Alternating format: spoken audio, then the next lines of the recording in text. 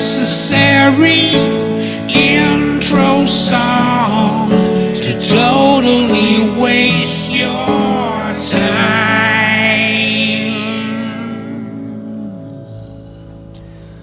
So I just got done binge watching The Morning Show, which is a dramatic series produced by Apple TV.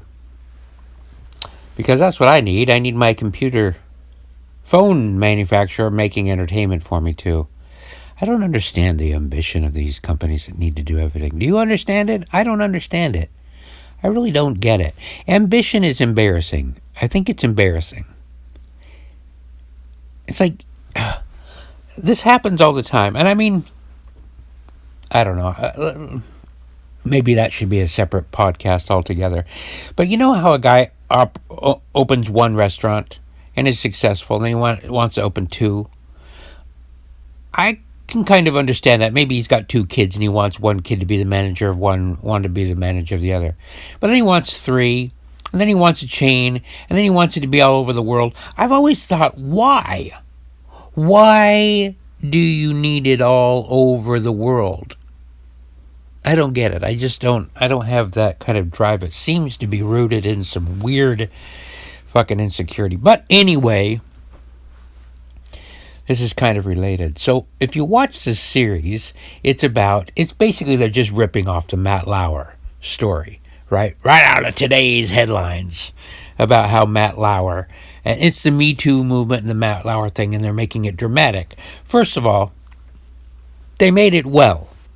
Right? It's made well. The performances, for the most part, until the very last episode, are pretty good. And they do just enough in the version of entertainment where you build suspense and you want to keep watching. They know the formula to keep you watching. It's all filmed well. The performances are nice and all that stuff.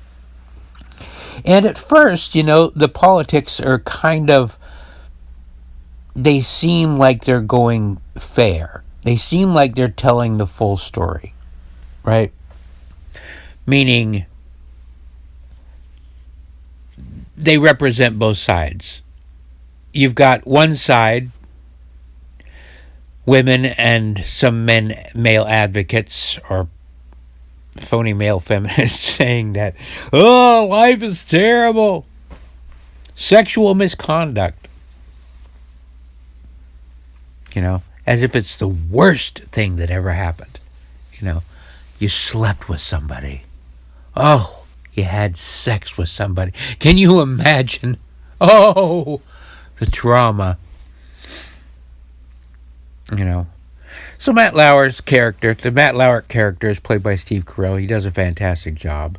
And they do a pretty good job of representing that it's consensual sex. There's two adults in the room, and they agree for whatever reason to have sex, as human beings do on a continual basis since the dawn of time. People are having sex. Millions of people are having sex right now. Some of them are really enjoying it. Others aren't enjoying it. Some are being raped. A very small amount of people are actually being raped right now. Most of the time it's pretty consensual. But tricky. You think you're going to really dig somebody, and then it turns out later you don't. What? Does that happen? Anyway, if I could summarize this whole series, I'm glad I'm not a woman. And I'll tell you why I'm glad I'm not a woman. Because if I were a woman, I think, of course I've never been a woman, I can't imagine. I can kind of imagine, because I feel like human beings are kind of the same. Or that's my premise.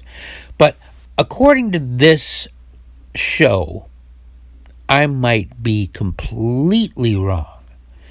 That women and men are totally different, that there's very little overlap,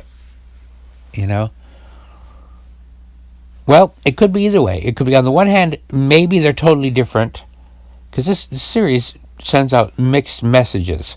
Either we're totally alike, or we're completely different, or we're alike, but there's double standards. And I can't figure out what they're trying to market. If I were a woman right now, I would be really upset with this series because it all culminates at the end with a woman who goes up the rankings because she has one night in Vegas, she has sex with the Matt Lauer character, right? Pretty consensual. They go up to his hotel room, they're having a nice time, and then they make this uncomfortable thing where she doesn't really want it, but they don't show any angles. She never says no. She goes along with it the whole time. They give us some close-ups that, of course, Steve Carell, or the Matt Lauer character, couldn't see. They show, over the shoulder, her eyes looking scared, as they engage, and, but she doesn't say anything. She doesn't say anything. She goes along with it. She has sex with him, right? And there's no indication, by the way they film it, that she ever put up a protest or a fight. She says a few things like, "This isn't what I was expecting coming up here." What's that supposed to mean? Who expects a boner? Anyway, but God, I don't know how to collect my thoughts on this because there's so much on this, and if I were a woman, I'd just be so upset that they were portraying me as being this fragile little creature who couldn't handle a night of awkward sex, or not the best sex, or just weird sex, Like I couldn't handle it. My life would come crumbling down. I'd have to commit suicide because of one night where my precious little genitals experienced something other than the best George Clooney. Do you know what I mean? There's so many things wrong with this whole scenario. It's like the whole thing about this is what I've seen, and it's a theory that I keep seeing everywhere. Once I noticed it about 5 years ago. Now I can't stop seeing it, and that is, I got out of religion because I didn't like the dogma and the ridiculousness of it all. But I found that people are going to be religious whether they have religion or not. And if you watch this show, the premise is so ultimately so ridiculous, you may as well be watching a movie about church. They've become the Puritans. The whole drama is set over two adults having sex once. Or two adults, a guy who's had sex with 3 or 4 people with whom he's working on a daily basis. Every day. Now, there's so many problems with this. And this attempt, it's like they've turned it all on its head. These are the people, Hollywood, and I have to admit, I'm kind of one of them. I rejected religion, but I rejected religion and I didn't create a new religion. Well, I did, but more about that later. But they've turned the media, Hollywood, this news show becomes the new metaphor for the Holy Church. And they've turned all the characters into priests and nuns and parishioners. If they're trying to take down the patriarchy, they're doing it the wrong way. They're only reinforcing it because what they're saying is that the only people who really can be capable of power are men. A woman cannot, according to this little series, be capable of making her own decisions. She's too fragile, according to this show. She's too fragile to be in an environment where the natural negotiation of sex is at play. That she needs to be protected from that.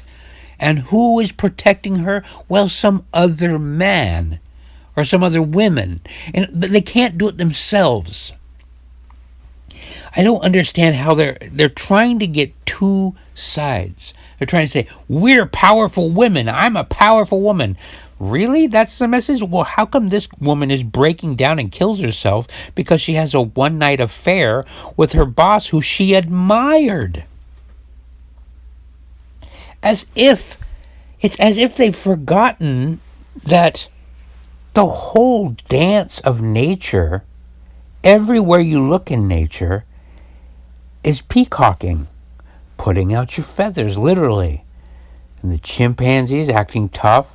Well, in the human world, it's men rising to leadership positions, owning a business, building a house, doing a dance, being good at karate, firing a gun. You name the talent that he's acquiring, he's doing it to get laid, to pass on genes. It's the very rudimentary, fundamental core of nature. That's why men are doing this. That's why Apple wants to make movies. That's why these guys that have the one restaurant want to have two, and want to have three, and want to have four. More chances to spread the seed. And this is all going on in the background. These aren't even legitimately, nobody thinks about this. This is just nature. Nature is driving this ship. And so to pretend I don't know if they're pretending. That's the thing. Are they pretending that they don't know? Maybe they are. I don't know. I don't understand what they're trying to say. If you believe them, if you watch this show and you take it at face value, a good person would say, well, shit. The workplace is no place for a fragile woman with her delicate vagina. That seems to be the message they're sending. Of course, they'll say that I'm reading it wrong, that what really needs to happen, it's... We want equality. I want equality, and I have to be allowed in your club. Okay, come on in the club. Well, now that I'm in the club, the rules have got to change of the game. Is that equality? Or don't you just play the same game? It's like they're completely... The people who wrote this, and I'm guessing they're men and women. It looked like what's her name? Jennifer Aniston and her co-star, the other female, Reese Witherspoon, executive produced it. I mean, are they thinking that this is going to show women as being strong? Because it doesn't. It doesn't at all. In the final episode, the woman kills herself because of this one night. And nothing about... Oh, and it's just so bad, too. Her monologue as she's freaking out is so poorly acted. I mean, she's overdoing it. It's dramatic. So the viewer has to be left thinking, is the message here that men and women can't work together because women are too weak? They can't handle it? And they need other men to beat up the men? Oh, God, there's just so much on this topic. And it's just one of the ugliest things that's not addressed ever on this topic is that handsome men are never Me Too'd. They're not. The real privilege in life is to be beautiful. To be born beautiful. The only people that get Me Too'd are ugly people. And they even portrayed that. Like Steve Carell, I don't think he's an ugly man. If I was gay, I'd think he was cute. He might be my type. Actually, if I were gay, I think John C. Reilly would be my type. Not a looker, right? So I have different standards. But anyway, you don't see George Clooney getting Me Too'd. And this whole thing, they use regular characters in this show, Harvey Weinstein. And nobody ever addressed. I get in trouble on the internet because I defend Harvey Weinstein.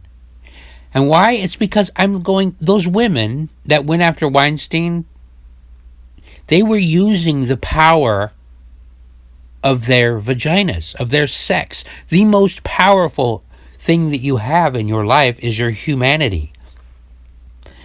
Your drive, and that the natural drive for people to procreate. So anybody who tries to give this attitude that I'm powerless, I have no power. The racist people try to do this too, like racism, you have to have power, so black people can't be racist. They're saying that black people don't have power, blah blah blah. It's an insult to everybody. I always say when somebody says you can't do it if you don't have power, I go, well, what do you mean you don't have power? How does a person ever believe they don't have power? It's such bullshit when somebody says they don't have power. Do you have the power to hurt somebody's feelings? You do.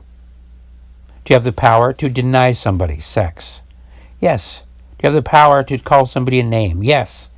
You have power. Everybody has power. Everybody can inflict emotional wounds on people around them. Try it. You can hurt somebody right now. You can go out in the street and call somebody ugly or fat or stupid or white. You have power.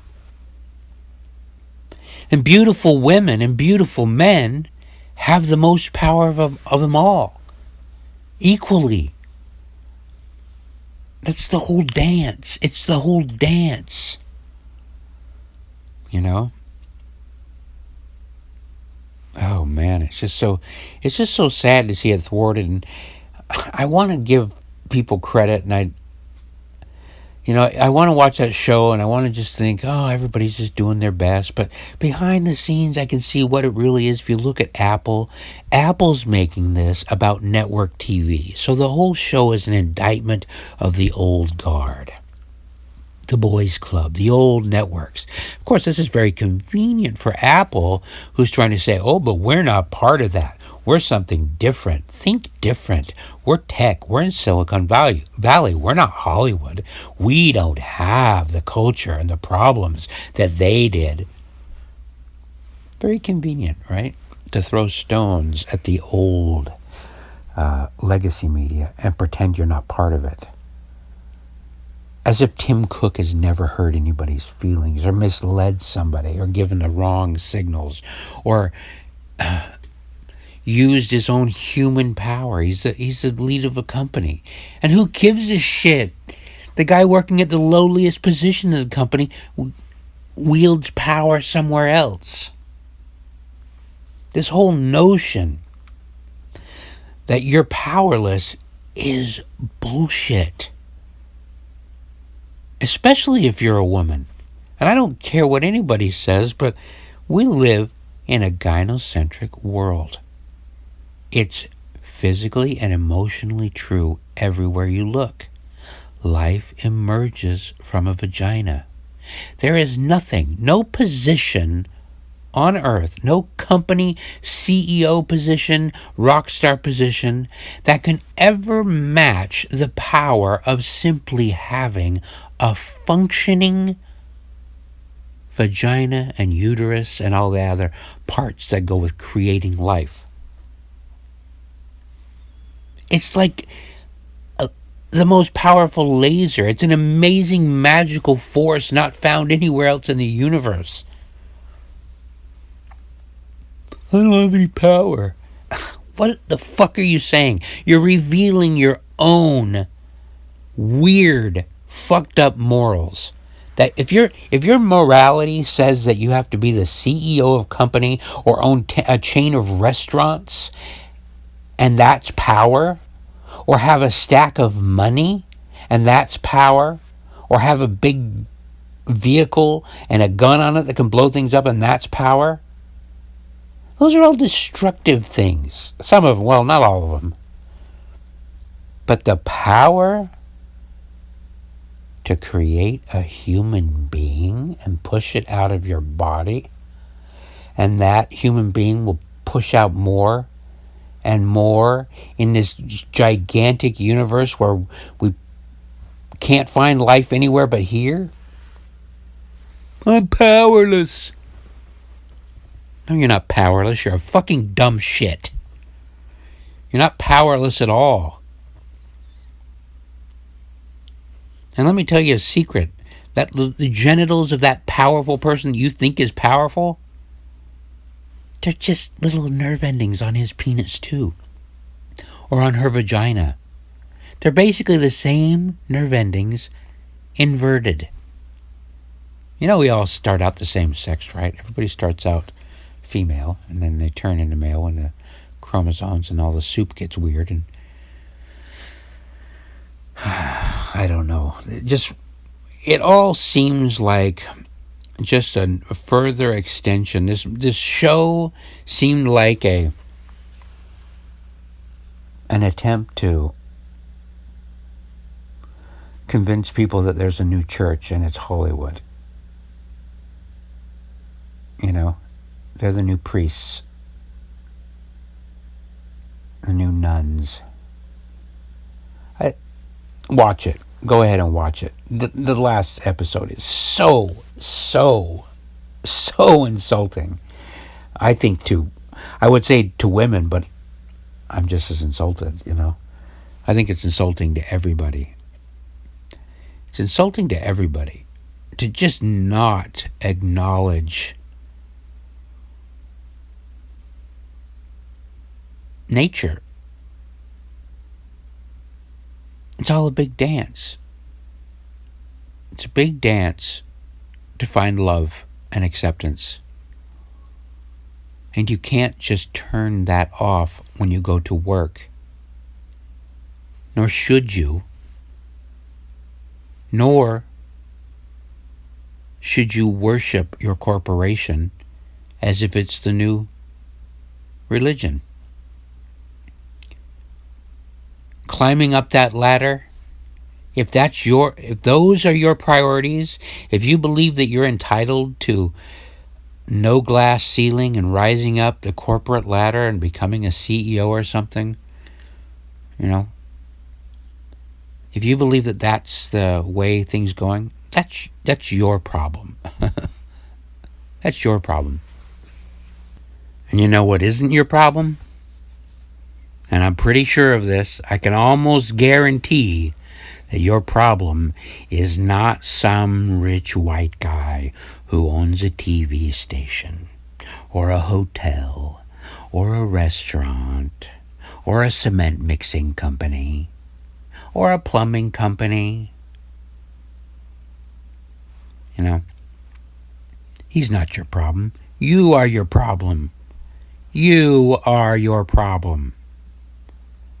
Figure out your fucking problem. That's the good news, is since you're your problem, it's very close to you. You should be able to understand it, and you should be able to solve it.